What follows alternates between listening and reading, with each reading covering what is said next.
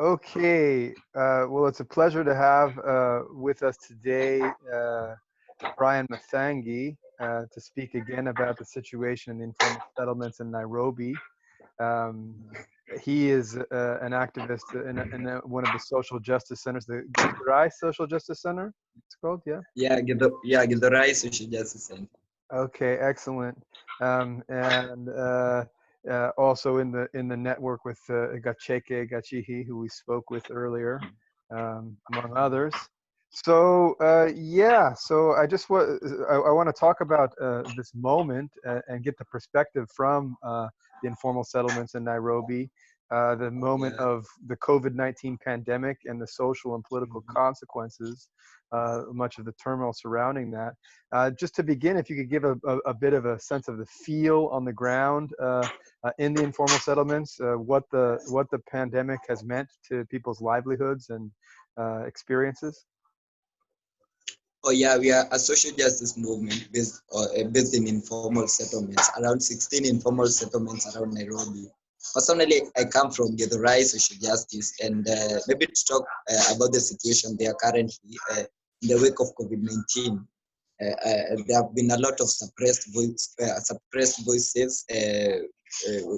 from the young people being suppressed, with the suppression ranging from police brutality in these curfew hours, maybe the shrink political space, with the set directives on heeding to social distancing and the number regulations of people in a meeting. So this has really shrinked the political space, because now people are not meeting to organize. Yeah, that's really the situation, and the voices are still suppressed, with many cases of police brutality, many cases of gender-based violence, Mm. evictions, forceful evictions happening around. Yeah, that's the situation currently. Like, Mm. Yeah. So with respect to the campaigns against police brutality, you say that police brutality, been an upsurge in police brutality. Um, yeah, uh, um, in the context of the global uprisings against police brutality with respect to in the aftermath of the brutal murder of George Floyd, I've seen that there's been some movement in solidarity in the informal settlements in Nairobi. yeah, yeah. We came to the streets last week. No, in the earlier this week, we came to we flooded the streets of Madare earlier this week on Monday. A march that was organized by mothers of victims and that was led by mothers of victims, of course, and many youth came to show solidarity with the ongoing police killings, and so the march was generally to send a voice and show solidarity to the world that we are in this together. It's a classical war that we are all Mm, fighting, a common war that we are all fronting. So mm, we flooded the streets on Monday, and on Tuesday also we marched to Parliament to deliver petitions, and we went with coffins so that we would symbolize the bitterness of the mothers that buried their sons from the police brutality, police mm, killings, mm, because we have also been recording a lot of cases of extrajudicial executions. So when we saw what happened in Minneapolis, when a cop killed George Floyd until he lost breath, and informed the famous chant, "I can't breathe." So we used that to connect our struggles and show that it's a classical struggle that is happening all around the world. Yeah, mm, mm. And there's a longer history to your guys' campaigns against police brutality, no? yeah. So we have been organizing the Samba Sabha March for Our Lives, a march that is done every 7th of July. It's Mm, historic in that it was a struggle when our forefathers fought for multi-party democracy. So that's Samba Sabha. We use that day to march. We have a march called Samba Sabha March for Our Lives that we come to address these extrajudicial executions ranging from every informal settlement. So we marched to Kamukunji. This time round, we are also planning to have something that maybe will inform policies on discipline of the service. Mm, mm. And with respect to the situation around COVID, around the COVID pandemic, there's been a curfew that's been put in place for several weeks, months now even. Could you speak a little bit about the situation with respect to the curfew and how that affects the lives of people, people's ability to survive? That we reported the first case on March 13th. So from March 13th, the regulations that the government put in place were effected maybe from 15.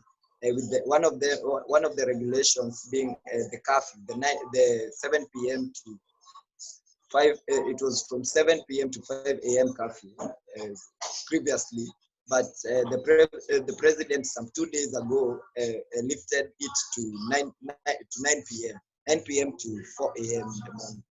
So, but the curfew generally has affected lives in diverse ways because there are those people who depend on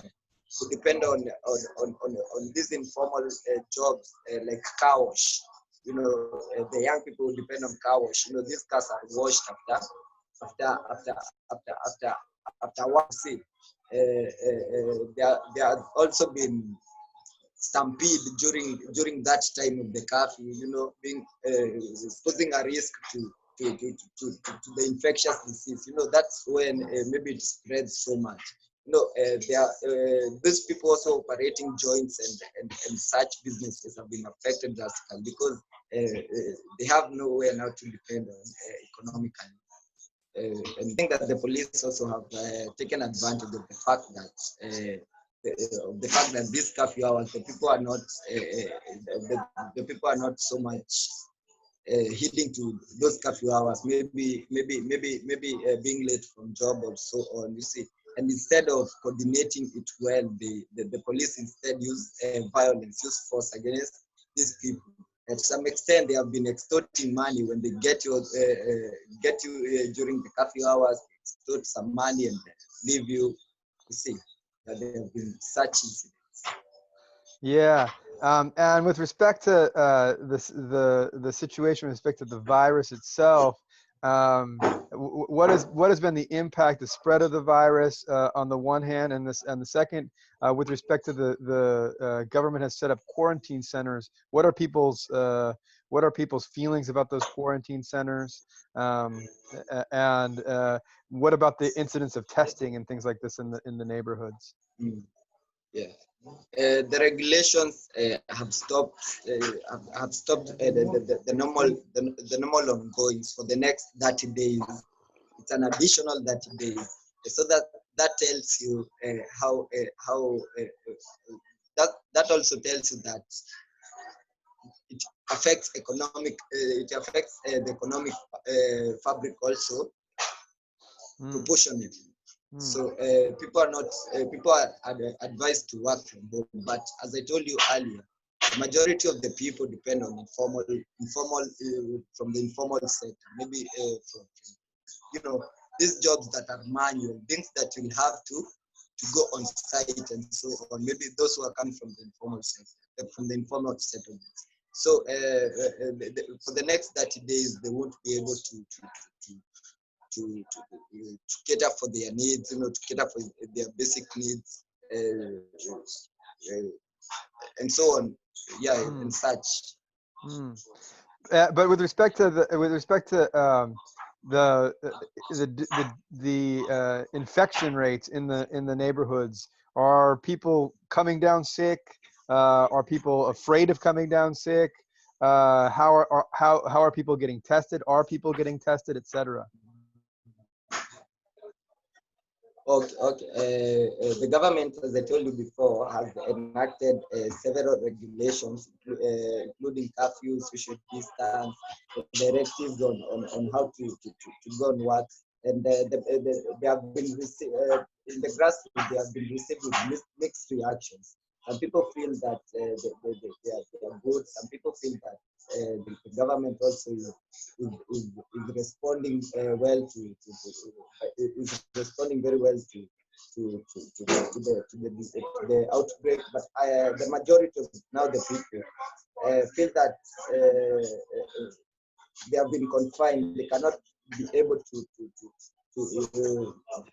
these directives in a way have affected their normal runnings, their normal runnings from the how maybe how these people get their income,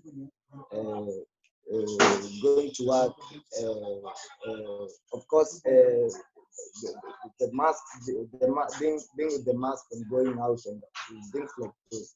So, majority of the people feel that the government still needs to do more. They feel that the government still has not responded to its capacity. You see, because if it's containing people, then the government should be in place of catering for their needs. Maybe housing. Housing is an issue because you don't go to work yet. The landlord wants rent at the end of every month. You see, and you're not going to job. What else? Maybe commodities like food. Basic commodities like food. The prices go up. The government does not. Intervene. The prices goes up. Yet the people are not. Yet the people it is not catering about the economic welfare of the people. You see, like other governments are providing rations. Other governments like Uganda, Rwanda, are providing rations and food to their people during this time. But in our context, we find that these rations, this food are done by private sector. These donations are done by the private sector, institutions and corporations. Corporations and all that. And water, access to water is a problem as well. Yeah. Access to water is a great problem, mostly in the informal sectors. Places like Kayole cannot have no access to water. Where I come from, Githurai, water is still ration. You see, we get water maybe twice per week, and you see, in this time, people are encouraged to frequently wash hands after every 20 minutes. Washing hands. That these essentials are not they're not provided by the government. There's still the taps. There are no water running taps yet. Essentials like sanitizers also are not affordable. People also cannot access materials, maybe like hand washing soaps and all that. And just for most of the people who'll be watching this are watching from Europe or North America.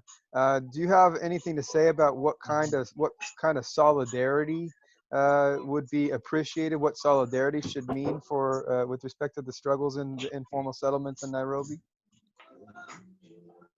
I'd first like to send greetings to comrades coming from those parts of Europe and Northern America. And I want to express that we are together in these struggles. And so it is important that we also come together. We create these platforms for sharing ideas and for sharing what is happening at our places and how we can better off the situation from where we are coming from and to the rest of the world. So condemning the coming together to condemn the ills that are happening to our places and agreeing and reasoning on a way forward. So let's come together and form these networks so that we can create such platforms to share ideas and to tell the struggle.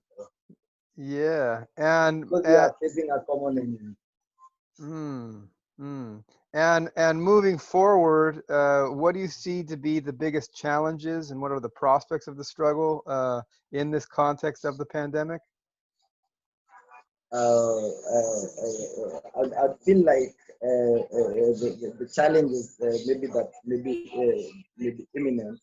are caused by the conditions we are in. You see, maybe for activists, for those who are working for the society currently, their well-being, their welfare maybe will be so important. You see, because there are no programs that are ongoing that used to cater for their welfare. So maybe from those community organizers working for the people, and yeah, that will be one challenge I see coming. So if we know how we cater for the welfare of the community organizers that are working for the community during this time, that will be well. And of course, I would say that this would solve these challenges, of course, by coming together. You see, by linking our struggles, having these platforms where we share ideas and we share ideas and solutions to the challenges that we face. Because our problem maybe will be our problem. What we see as a problem maybe will get a solution maybe from one of you, from maybe comrades elsewhere who have interacted with the situation before. And any last words? Do you have any last words or messages for people? Yeah, I would urge all of us to not despair and come together, club up together, and fight this and face this challenge as a common front. You see, and now going forward, because we have come together, let's pick up the solidarity and let's link up our struggles. Fighting capitalism, it is the duty of all of us, of course, in the struggles of all of us combined together. So viva. So viva, huh? Right on. Well, thank you very much. Viva. Yeah, thank you very much for very insightful discussion, and we will stay in touch. I'll be in touch. Okay. Yeah, I've appreciated so much. I'm humbled for this opportunity, Jeff, and also I look forward for more discussions. This was so powerful.